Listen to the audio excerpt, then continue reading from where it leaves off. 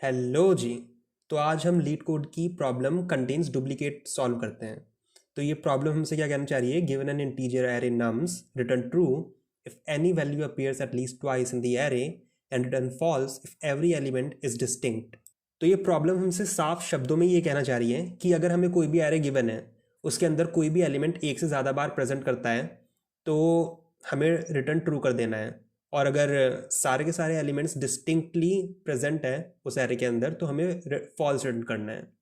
तो हम इसे बेसिक से बेसिक तरीके से कैसे सॉल्व कर सकते हैं कि हमें एक एरे गिवन है ये वाला, तो हम क्या कर सकते हैं कि हम किसी भी एक एलिमेंट को उठा सकते हैं। जैसे हमने यहाँ पर 2 को उठा लिया और अब हम इसको दूसरे एलिमेंट्स के साथ चेक कर सकते हैं कि क्या ये वाला एलिमेंट इस एलिमेंट के साथ इक्वल है, नहीं है। क्या ये इसके साथ इक्वल है, नहीं है। क्या ये इसके साथ इक्वल है, नहीं है। तो फिर ये होने के बाद हमें दूसरा एलिमेंट उठाना पड़ेगा।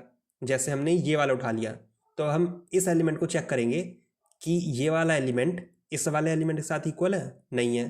क्या इसके साथ इक्वल है, नहीं है। क्या ये इसके साथ इक्वल है, हाँ ये इसके साथ इक्वल है।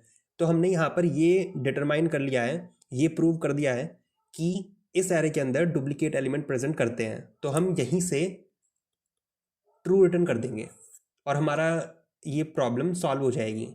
पर लेकिन लेट सपोज कि ये जो 1 है यहाँ पर 1 ना होके 4 होता, तो ये वाला एलिमेंट और ये वाला एलिमेंट दोनों एक दूसरे के इक्वल नहीं होते हैं।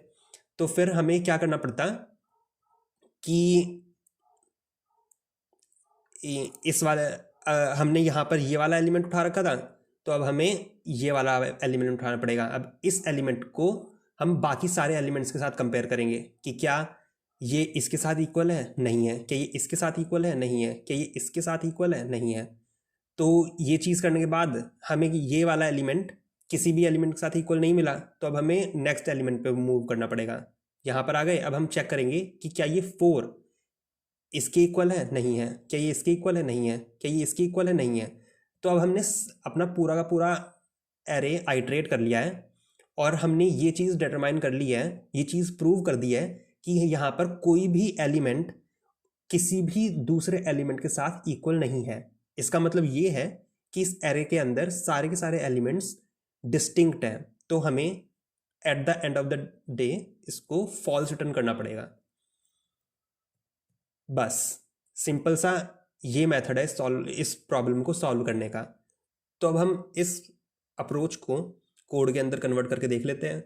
तो इस अप्रोच को कोड के अंदर कन्वर्ट करने के लिए हमें 2 लूप्स की ज़रूरत पड़ेगी, 2 नेस्टेड लूप्स की ज़रूरत पड़ेगी। पहला वाला जो लूप होगा वो 0 से लेके लास्ट तक चलेगा और दूसरा वाला लूप होगा जो i+1 से लास्ट तक चलेगा। जो ये वाला लूप है ये एक एलिमेंट को उठाएगा और ये वाला जो लूप है जो हमने अभी एलिमेंट उठाया है उसे बाकी सारे एलिमेंट्स के साथ कंपेयर करेगा। अब हम यहाँ पर कंडीशन चेक करेंगे कि क्या ये दोनों एलिमेंट एक दूसरे के इक्वल है या नहीं है। अगर हो गए तो हम यहाँ से ट्रू रिटर्न कर देंगे, पर लेकिन अगर नहीं हो गए तो हम यही जो सारी चीज़ें हम कर रहे थे उसको रिपीट करते रहेंगे और यहाँ पर आके हम रिटर्न फॉल्स कर देंगे। यहाँ पर इस रिटर्न फॉल्स का मतलब ये है कि हमने सारे एलिमेंट्स को एक दूसरे एलिमेंट्स के साथ कंपेयर करके देख लिया है और कोई भी एक दूसरे के इक्वल नहीं है, इसीलिए हम यहाँ पर लास्ट में आके फॉल्स रिटर्न कर रहे हैं। तो अब हम इसको रन करके देख लेते हैं। सारे एक्सेप्ट हो रहे हैं टेस्ट केसेस, तो अब हम इसे सबमिट करके देख लेते हैं।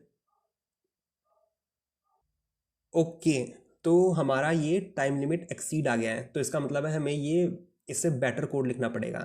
तो इस बेटर कोड लिखने से पहले हम इसकी टाइम कॉम्प्लेक्सिटी के बारे में जान लेते हैं इस अप्रोच की। तो इसकी टाइम कॉम्प्लेक्सिटी क्या होगी, हम यहाँ पर 2 नेस्टेड लूप्स यूज़ कर रहे हैं। तो अगर हम कोई भी एक एलिमेंट उठा रहे हैं तो हम उसे सारे एलिमेंट्स के साथ चेक करेंगे, तो ये n टाइम्स चलेगा। अब हम दूसरा एलिमेंट उठाएंगे तो उसे भी हम सारे एलिमेंट्स के साथ कंपेयर करेंगे, तो ये भी n टाइम्स चलेगा। अब हम तीसरा एलिमेंट उठाएंगे, उसे भी सारे एलिमेंट्स के साथ कंपेयर करेंगे, तो ये भी n टाइम्स चलेगा। और हमारे पास कितने एलिमेंट्स हैं? n एलिमेंट्स हैं। तो ये हमारा ये जो दूसरा लूप है n टाइम्स चल रहा है, तो फिर इसकी ओवरऑल टाइम कॉम्प्लेक्सिटी क्या हो जाएगी? n into n square.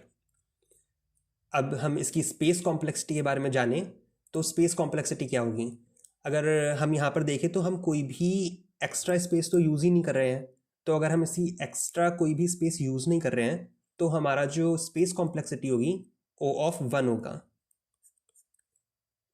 तो अब हम इसे बेटर तरीके से कैसे सॉल्व कर सकते हैं? इसको बेटर तरीके से सॉल्व करने का तरीका ये है कि हमें जो भी एरे दे रखा है, जैसे ये एरे दे रखा है हमको, तो हम इसे सॉर्ट कर सकते हैं। सॉर्टिंग के बाद हमारा जो ये एरे है कुछ इस तरह दिखेगा। तो हमने इसे सॉर्ट तो कर लिया है। सॉर्टिंग करने से हमें फ़ायदा क्या हुआ है? सॉर्टिंग करने से हमें फ़ायदा ये हुआ है, अगर कोई भी एलिमेंट डुप्लीकेट प्रेजेंट हो गए इस एरे के अंदर तो वो एक दूसरे के एडजेसेंट आ जाएंगे। अगर एक दूसरे के एडजेसेंट आ जाएंगे तो हम सॉर्टिंग के बाद एडजेसेंट एलिमेंट्स को कंपेयर कर सकते हैं। अगर दो एडजेसेंट एलिमेंट्स एक दूसरे के इक्वल हो गए तो हम रिटर्न ट्रू कर सकते हैं कि इस एरे के अंदर ऐसे एलिमेंट्स एग्जिस्ट करते हैं जो डुप्लीकेट हैं। तो यहाँ पर हमने इन दोनों एलिमेंट को चेक करा, ये दोनों इक्वल आ गए हैं, तो हम यहाँ यहीं से ट्रू रिटर्न कर देंगे। पर लेकिन ऐसा भी हो सकता है कि कोई भी एडजेसेंट एलिमेंट इक्वल हो ही ना। जैसे हम एक एग्जांपल ले सकते हैं इस एरे का कि 2 1 3 4। अगर हम इसे सॉर्ट करेंगे तो ये कुछ इस तरह दिखेगा, ये रहा। तो अब हम अगर इसके एडजेसेंट एलिमेंट्स को कंपेयर करेंगे तो ये दोनों इक्वल नहीं है। नाउ हम इन दोनों को इक्वल करेंगे, चेक करेंगे, तो ये दोनों इक्वल नहीं है। तो अब हम इन दोनों को चेक करेंगे, ये दोनों इक्वल नहीं है। अब यहाँ पर हम चेक करेंगे, ये आउट ऑफ रेंज हो जाएगा, तो हमारा लूप यहीं पे ख़त्म हो जाएगा। और अब हम लास्ट में फॉल्स को रिटर्न कर सकते हैं कि इस एरे के अंदर कोई भी डुप्लीकेट एलिमेंट्स प्रेजेंट नहीं है। तो इसको हम कोड कैसे कर सकते हैं? तो ये हमें वेक्टर दे रखा है, तो हम यहाँ पर सॉर्ट फंक्शन यूज़ कर सकते हैं, nums dot begin nums dot end. Now we have to use a loop जो ये nums डॉट साइज -1 तक चलेगा।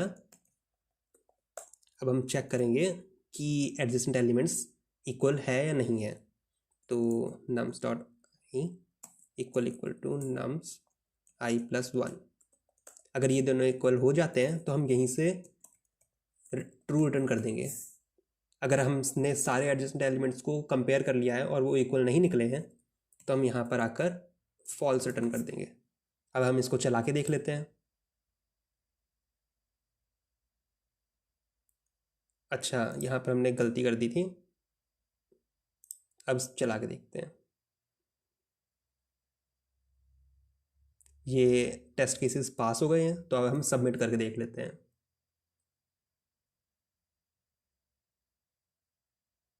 तो ये हमारा एक्सेप्ट हो गया है।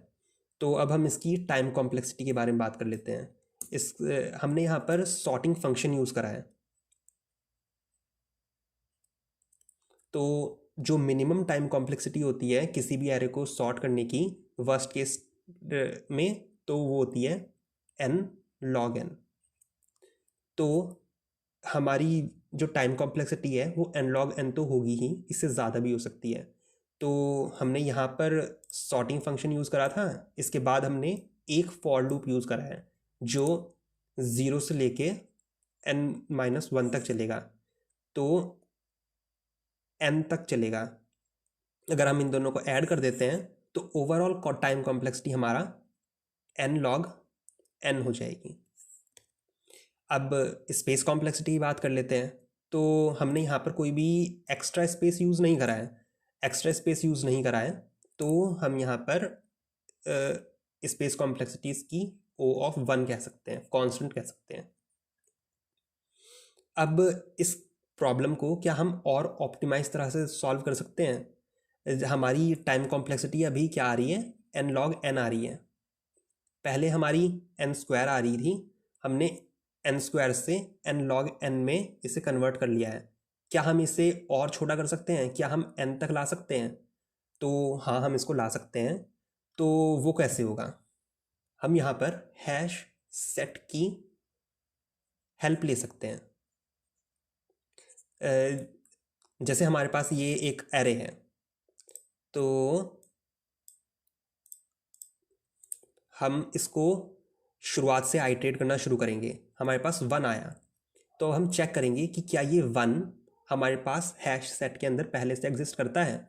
तो यहाँ पर हम सेट बना लेते हैं, सेट। अभी हमारा ये सेट एम्प्टी है, तो हम चेक करेंगे कि क्या ये 1 सेट के अंदर है, नहीं है। तो हम इसको इसके अंदर इंसर्ट कर देंगे। अब हम नेक्स्ट एलिमेंट पे मूव कर जाएंगे।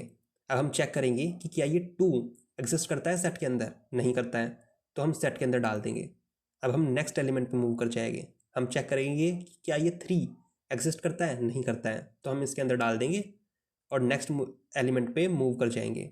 अब हम चेक करेंगे कि क्या ये 4 एग्जिस्ट करता है सेट के अंदर, नहीं करता है, तो हम 4 को भी डाल देंगे और नेक्स्ट एलिमेंट पे मूव कर जाएंगे।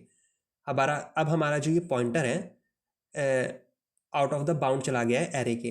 तो इसका मतलब ये है कि इस एरे के अंदर जितने भी सारे एलिमेंट्स हैं वो डिस्टिंक्ट हैं, तो हम यहाँ पर फॉल्स रिटर्न कर देंगे। पर लेकिन लेट सपोज कि ये जो लास्ट वाला 4 है, 4 ना होके ये 2 होता, तो अब क्या होता? तो हम इसको शुरुआत से रन तो अब हम इसको शुरुआत से रन करते हैं, ठीक है।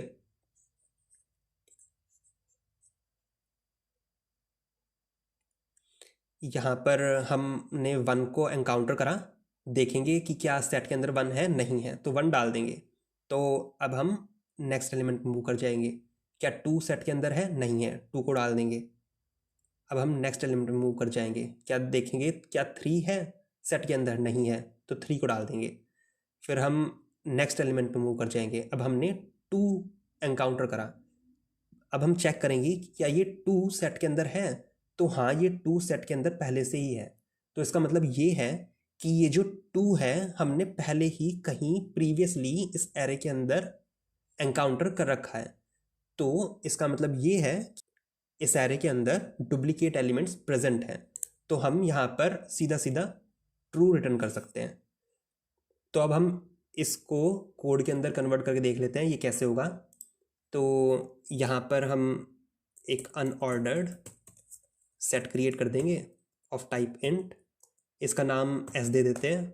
अब हम एक लूप रन करेंगे 0 से लेके इस एरे के एंड तक, लास्ट एलिमेंट तक। अब हम चेक करेंगे कि क्या ये एलिमेंट, जिस भी एलिमेंट पे हम अभी हैं एरे के, ये इस सेट के अंदर है या नहीं है। अगर होगा तो हम ट्रू रिटर्न कर देंगे, अगर नहीं होगा तो हम इसके अंदर इंसर्ट कर देंगे ये वाला एलिमेंट।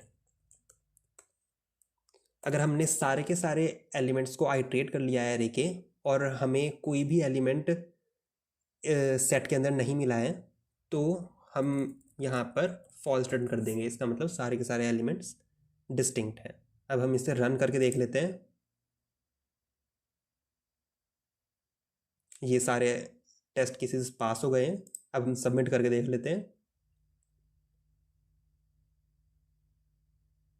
हमारा ये सबमिट भी हो गया है।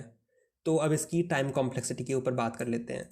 तो यहाँ पर हम सिर्फ और सिर्फ एक ही लूप रन कर रहे हैं जो 0 से लेके n तक चल रहा है। तो इस लूप की time complexity O of n हो जाएगी।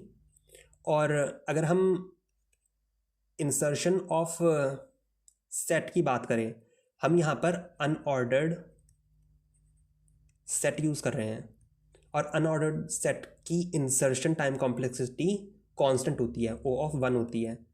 तो ओवरऑल टाइम कॉम्प्लेक्सिटी इसकी O ऑफ n हो जाएगी। अब हम स्पेस कॉम्प्लेक्सिटी की बात कर लेते हैं। तो स्पेस कॉम्प्लेक्सिटी क्या होगी इसकी? हमने प्रीवियस दो मेथड्स में कोई भी एक्स्ट्रा स्पेस यूज़ नहीं करा था, पर लेकिन हमने यहाँ पर ये set as a extra space use करा है। और ये सेट कितनी स्पेस को ऑक्यूपाई कर सकता है?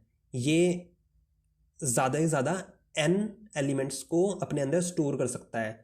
हमारा जब तक लास्ट में प्रोग्राम एंड होगा तब तक कहीं ना कहीं इसके अंदर n या n से कम एलिमेंट्स होंगे। तो इसकी overall space complexity worst space complexity O of n हो जाएगी। तो मिलते हैं हम अगली वीडियो में। Thank you.